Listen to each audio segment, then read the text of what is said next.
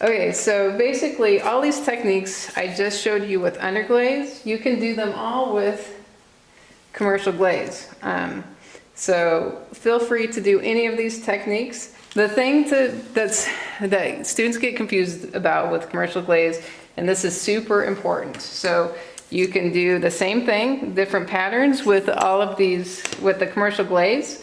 It won't be quite as sharp or as crisp, but the very, very most important thing to remember is to not put clear glaze on top of this. This is already a glaze, and so you do not put glaze on top of it. If you were to put glaze on top of this, then that's 6 coats of glaze, and you're gonna have crawling. So underglaze are called underglaze because you put glaze over the top of them. So I can put glaze over the top of this. This is wonder glaze, which is more like a glaze. So you do not put glaze over the top of this. And this is straight up glaze. Do not put clear glaze on top of this. Okay, so basically your underglazes work pretty much the same as these commercial glazes. You can do a lot of the same basic techniques. You're not gonna have the same amount of control or definition, but a lot of the techniques are just the same. There is one additional thing I do want to show. I'm just gonna make sure my tape is taped down really well so that I have as little of leakage as possible. And you just paint your glaze on as usual. Try to get your coats as even as possible. And make sure it dries in between coats. And now you will glaze a different direction, same as usual. Be sure to have a nice light touch so that you're not disturbing the coat of glaze underneath, so that you're actually building a layer of glaze on top of the other glaze. You don't want to accidentally brush off what you've already brushed on. So make sure you have a nice light touch. And then, in order to help prevent showing any sort of brush strokes, sometimes it's really helpful to sponge on your final coat.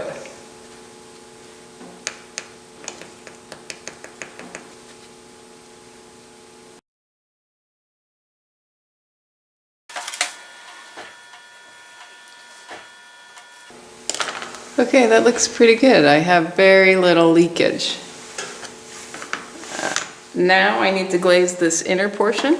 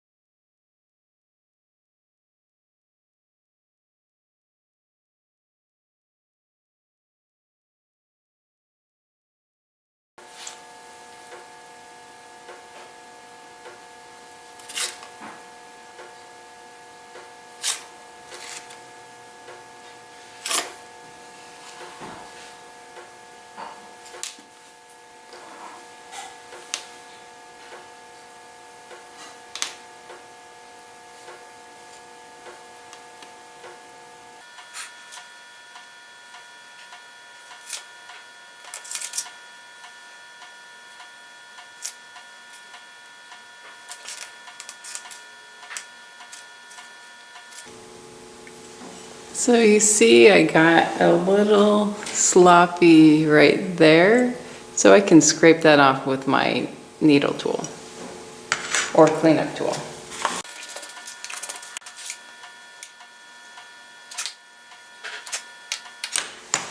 Okay, that looks pretty good. Okay, so I went ahead and fired that test tile. So as you can see, it is nice and glossy. And then also you can see I could have done a better job of cleaning up my line work a little bit more so that it was a little bit straighter. But so what you'll notice is, you'll have some nicely defined line work, but the lines are a little bit on the soft side. And that's because, you know, the glaze just meets itself as it fires and vitrifies and turns into glass. They just flow into each other. And so for contrast, here's a test tile with underglaze. And so your lines are much sharper. The glaze, the underglaze doesn't move at all. And so you get a much sharper line. And then with the glaze, you just get a softer line. The commercial glaze is really nice and easy to control, but you don't have the same amount of control as you do with underglaze. Okay, so now when it comes time to paint patterns on with the shop glazes, the homemade glazes, it's a little bit trickier. I've poured some of those glazes into these containers here that I need to mix up.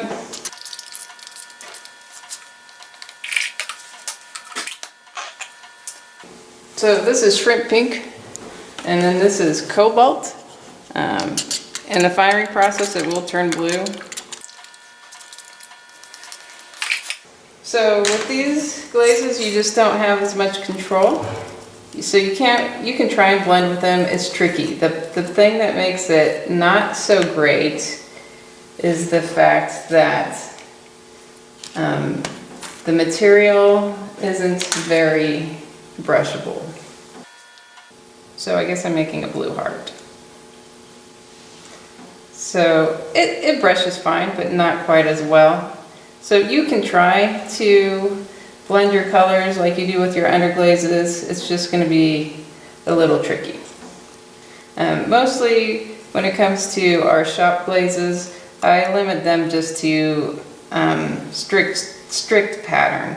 You know, I don't really try to paint with them. If I really want to paint, have some sort of painterly effects, my first choice is underglaze.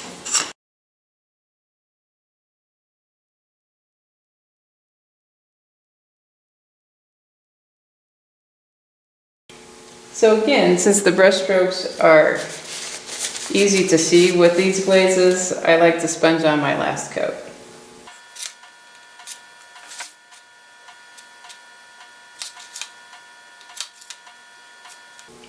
I'm not as worried about my edge work on this because I know with these glazes I'm not going to have a sharp edge or a sharp line.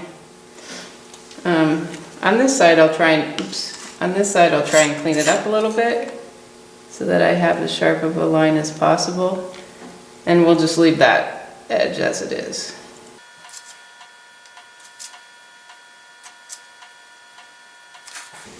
Okay, so there we have it. So I'm going to show you one last thing, and that's wax resist.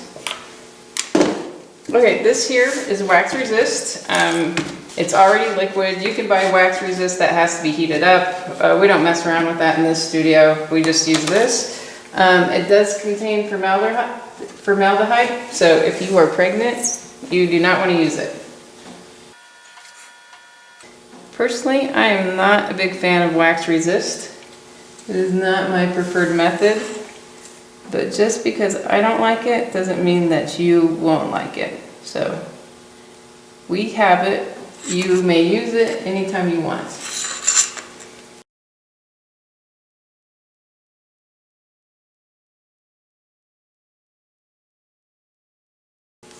Okay, the reason I don't like wax resist is because it's easy to accidentally go, oh, oops, I just got wax resist on my piece there. And now you can't really get it off. You can fire it to get it off. You can try to sand it to get it off. It's just kind of a pain in the butt. In order to wash your brush now, you rinse it out with really hot water. And now you need to let this thoroughly dry. Okay, so you need to make sure it's thoroughly dry before you glaze over the top of it. If it's not thoroughly dry, this won't work. So here's to show you. You can touch it, and if it's not tacky, it's okay. This is a hair on the tacky side, so I'm going to test it out to see if this works.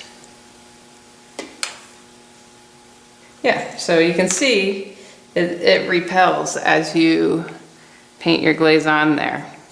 So you can be a little bit sloppy with this. But if I leave any bit of that glaze on there, when the wax resist melts away, that glaze will stick. It will fire on there. And so you have to sponge all of that off.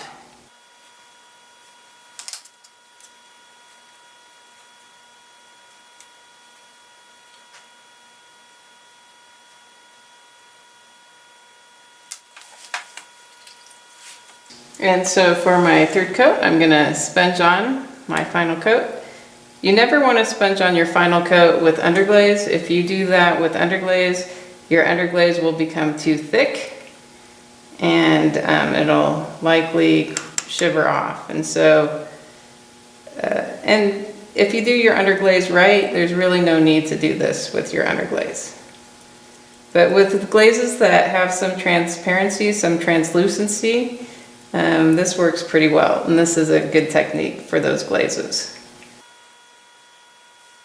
Okay, and you see I was actually able to kind of cover up that spot a little bit where I had wax resist. So I'm going to leave that, we're going to see what happens. But now I'm going to take a damp sponge and try and sponge off all this excess glaze.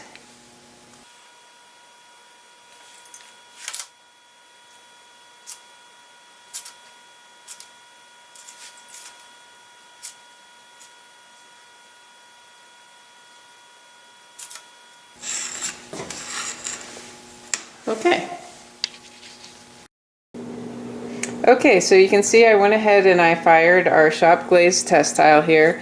And so you can also see apparently my glaze really didn't cover this part that I accidentally dripped wax resist on there. So that's the clay body. And so you have a nice glossy surface. One thing that's great about this glaze is it really flattens out nicely.